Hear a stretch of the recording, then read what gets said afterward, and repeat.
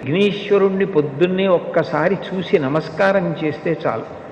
అది లోకంలో ఎక్కడా లేని విశేషం.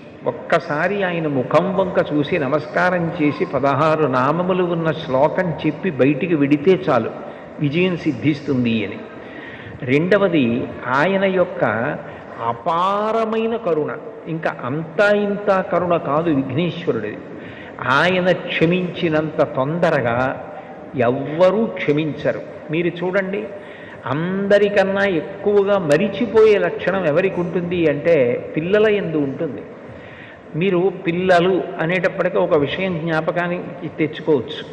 పెద్దవాళ్ళు ఏదైనా తింటున్నారనుకోండి, ఎవరో పెద్దలు వచ్చారు ఇంటికి, ఇంట్లో భోజనమో ఫలహారమో చేస్తున్న పెద్ద ఆయన ఆ పళ్ళెం పట్టుకునో లేకపోతే చేతిలో ఏ ఉండ్రాయో కుడుమో పట్టుకుని తింటూ వీధిలోకి వెళ్ళి స్వాగతం పలకడం, ఆ పళ్ళెం లోపల పెట్టి తాను పెడతాడు.